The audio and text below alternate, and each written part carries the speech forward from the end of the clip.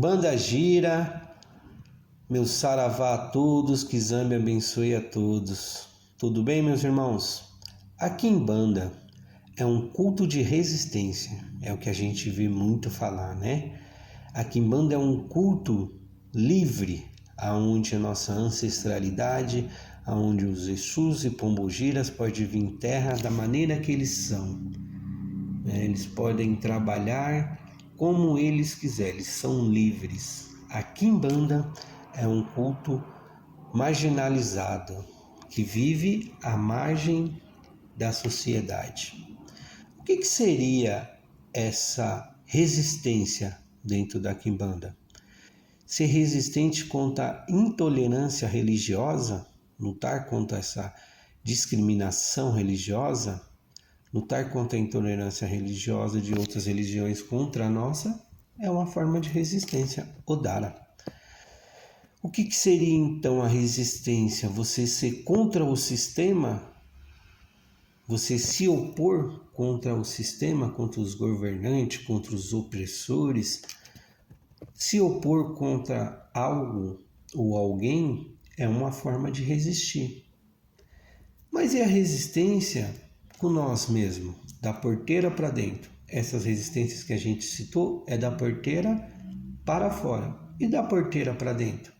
Com nós mesmos, resistir os nossos pensamentos, os nossos desejos ocultos, lutar contra os vícios de bebida, de droga, de sexo, de jogo. Isso tudo é uma resistência, né? Resistir os nossos desejos, resistir às nossas vontades, né? Porque a gente sabemos que muitas das vezes nossos desejos, nossas vontades vão contra os princípios de um quimbandeiro, né? E a liberdade? Realmente Exu e Pombogira têm toda essa liberdade dentro da quimbanda? É muito diferente da Umbanda, mas dentro da quimbanda eles realmente têm. A gente vê por aí Pombogira falando palavrão, Exu falando palavrão, mas tem mesmo essa liberdade? Vamos falar das nossas comadres, né? Nem todas Pombogiras em vida eram garota de programa, trabalhavam no cabaré, claro que não, né? Mas e essas que trabalhavam no cabaré, que eram damas de companhia nesses cabaré?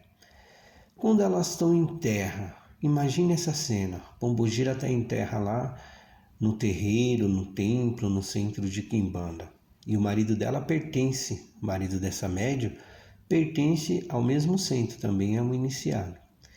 E lá, essa Pombogira dançando lindamente, expandindo a sexualidade dela, aquela coisa linda, ela resolve colocar os seios para fora.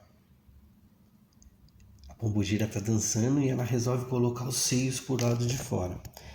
O marido dela que está ali, ele vai olhar para ela, para a médium, e vai ver a Pombogira e vai falar: ô minha velha, fica à vontade, a senhora tem total liberdade de fazer o que a senhora quiser.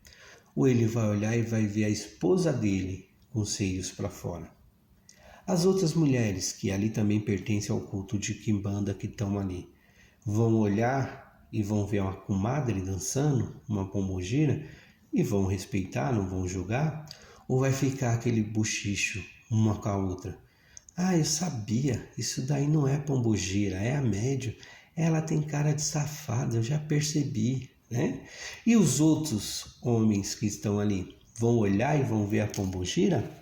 Ou vão ver aquela médium que é casada e vão olhar os seios da médium e não da Pombogira? E vai ter aquele comentário: nossa, que seios bonitos! Nossa, a esposa do irmão ali, hein? Como que será? E aquele Exu da linha mais dura, quando vem em terra, e aí pega um adepto, um iniciado que está ali, e chama ele na conversa no pé da orelha, e fala para ele assim: sua vida tá uma merda, porque você é um bosta, que só faz cagada na vida, e por isso que você tá passando por isso. A espiritualidade não tem nada a ver com isso. Ninguém está fazendo demanda contra você. A pior demanda da sua vida é você e sua língua. E aí, esse Exu vai ser respeitado? Pois ele tem a liberdade. Ou ele vai ser julgado? Não estava incorporado. É o médium que usou do Exu para poder falar. Então, realmente, a Quimbanda é um culto livre?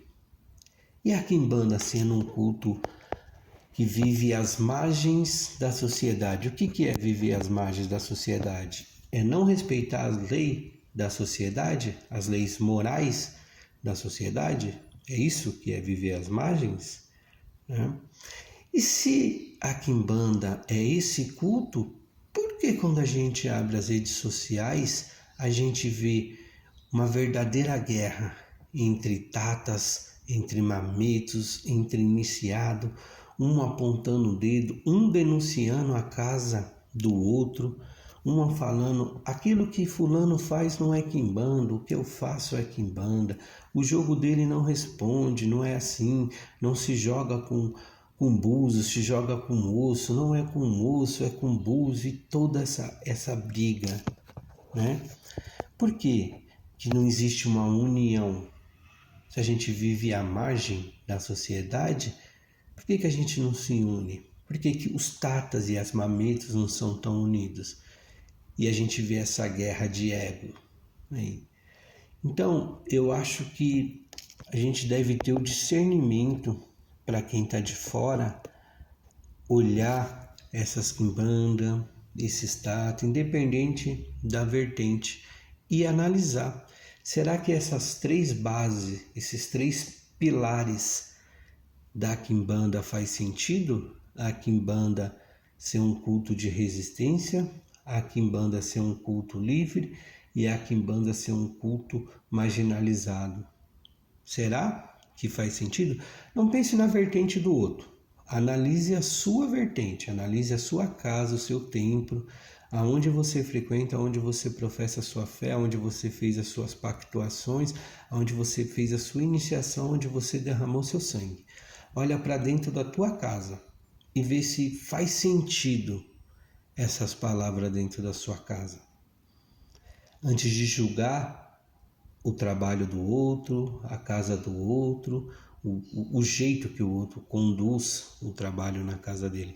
Vê se dentro da tua casa está fazendo sentido. Porque hoje em dia todo mundo tem caminho na Quimbanda. Todo mundo tem caminho sacerdotal, todo mundo nasceu para ser tata, nasceu para ser mameto.